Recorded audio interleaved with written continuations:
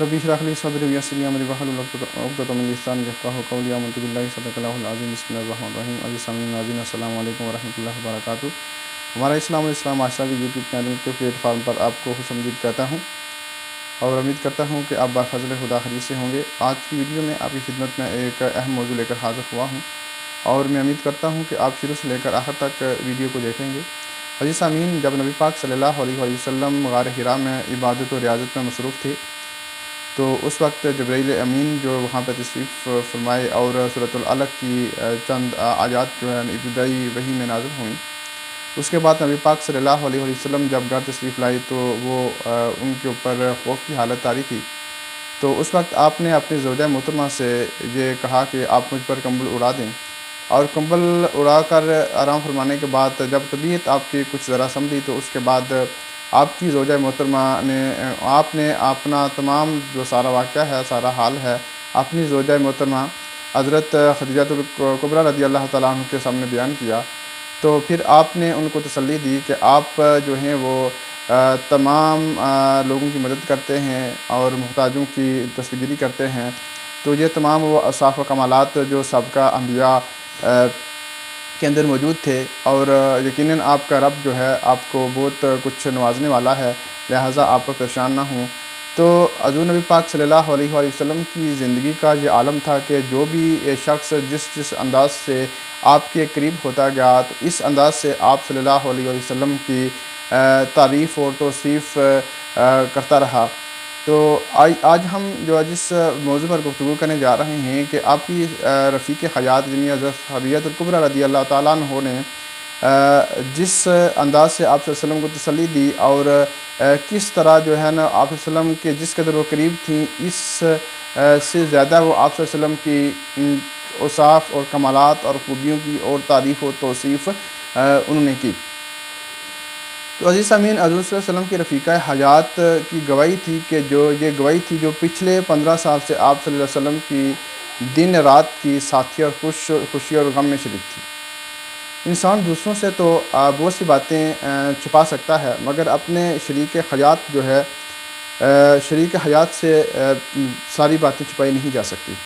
آپ صلی اللہ علیہ وسلم کے کردار کی عظمت، آپ صلی اللہ علیہ وسلم کے اخلاق، آپ صلی اللہ علیہ وسلم کے اخلاق کی سربلندی اور آپ صلی اللہ علیہ وسلم کے محاسن کی اس سے بڑی دلیل کیا ہو سکتی ہے کہ جو شخص آپ صلی اللہ علیہ وسلم کے جتنے زیادہ قریب ہوا وہ اتنا ہی آپ صلی اللہ علیہ وسلم کا مدح سرا ہے، آپ صلی اللہ علیہ وسلم کی تعریف کرنے پر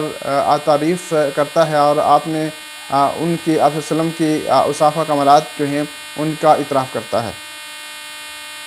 آئیے ناظرین، ہمیں بھی چاہیے کہ ہم اپنے اندر نیکی، خدمت خلق، سچائی، دیانتداری اور خوش خلقی جیسے اوصاف پیدا کریں، اور جو شخص ہمارے قریب ہو، ہمارا دوست بنے، ہماری خوش اخلاقی اور بلائی کا دل سے معترف ہو جائے۔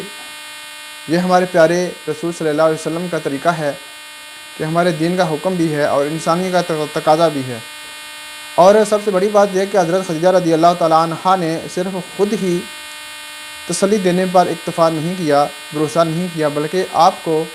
اپنے چچا ورقہ بن نوفل جو تھے ان کے پاس لے گئیں، کیونکہ وہ اس حوالے سے بہت زیادہ معلومات رکھتے تھے اور وہ تورات اور انجیل کے عالم تھے۔ انہوں نے یہ سارا واقعہ سنا تو وہ پکار اٹھے، کہنے لگے یہ تو وہی ناموس ہے، یہ تو وہی فرشتہ ہے جو موسیٰ علیہ السلام پر اترا تھا، اور میں گواہی دیتا ہوں کہ آپ صلی اللہ علیہ وسلم وہی نبی ہیں جن کی حضرت عیسیٰ علیہ السلام نے بشارت دی تھی، جن کی خوشخبری حضرت عیسیٰ علیہ السلام نے دی ہے۔ کاش میں اس وقت تک زندہ رہوں جب آپ کی قوم آپ صلی اللہ علیہ وسلم کو اپنے شہر سے نکال دے گی تاکہ میں آپ کی اس مشکل وقت میں مدد کروں۔ آپ صلی اللہ علیہ وسلم نے حیران ہو کر آپ سے پوچھا کہ کیا سچ مچ میری قوم مجھے اپنے شہر سے نکال دے گی؟ تو اس پر ورقہ بن نوفل نے کہا، باخدا آج تک جو بھی اس دعوت حق کو لے کر آیا ہے اس کے ساتھ اس کی قوم نے وہی سلوک کیا ہے جو میں آپ کو بتا رہا ہوں، یہ سلوک کیا ہے۔ اس واقعے کے تھوڑے عرصے بعد ورقہ بن نوفل جو ہیں وہ اللہ کو پیارے ہو گئے اور دنیا سے انتقال کر گئے۔ ان کے جانے کے بعد وحی جو ہے وہ 3 سال کا وقفہ ہو گیا، اور اس وقفے کو فطرت وحی کہتے ہیں اس وقفے کے دوران بعض اوقات آپ صلی اللہ علیہ وسلم کو جبرائیل امین کی جھلک نظر آتی جو آپ کو یقین دلاتے کہ آپ اللہ تعالیٰ کے رسول ہیں، اور 3 سال کے انتقاء کے بعد وہی مسلسل آنے لگی۔ تو عزیز سامعین، یہاں پہ ہمیں معلوم ہوتا ہے کہ کس طرح آپ صلی اللہ علیہ وآلہ وسلم کی رفیقہ حیات نے آپ صلی اللہ علیہ وسلم کے کردار کی، آپ کے اخلاق کی جو ہے نا وہ تعریف کی، اور کس طرح آپ صلی اللہ علیہ وسلم کے اوصاف و کمالات سے وہ متاثر تھیں۔ اور اس کے بعد پھر آپ نے صرف حضور صلی اللہ علیہ وسلم کو تسلی ہی نہیں دی، بلکہ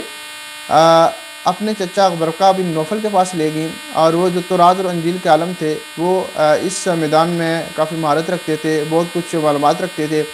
تو ان سے مشورہ کیا۔ تو پھر انہوں نے واقعی یہ پیشن گوئی کی، جس طرح کی آپ واقعہ سارا بیان کر رہے ہیں، یہ وہی فرشتہ ہے جو سابقہ انبیاء پر بھی وہی لے کر آتا رہا ہے، اور آپ صلی اللہ علیہ وسلم پر بھی یہی فرشتہ وہی لے کر آیا ہے، اور جس نے بھی دعوت حق کا پیغام پہنچایا ہے قوموں تک، ٹھیک ہے، اپنی قوم تک اللہ نے جس کو بھی نبوت دی ہے، تو اس کی قوم نے اس کا خیال نہیں کیا، اور بلکہ کافی مشکلات سے اس کو گزرنا پڑا۔ ورقہ بن نوفل نے پھر کہا کہ اگر کاش میری زندگی ہوتی تو میں زندہ ہوتا، تو اس مشکل وقت میں آپ صلی اللہ علیہ وسلم کے ساتھ کھڑا ہوتا۔ تو اللہ تعالیٰ کی ساتھ سے دعا ہے کہ حضور صلی اللہ علیہ وسلم کی سیرت کو سمجھ کر اس پر عمل پیرا ہو کر ہمیں عملی زندگی بسر کرنے کی توفیق عطا فرمائے۔ وما علینا الا البلاغ المبین۔ السلام علیکم ورحمۃ اللہ وبرکاتہ۔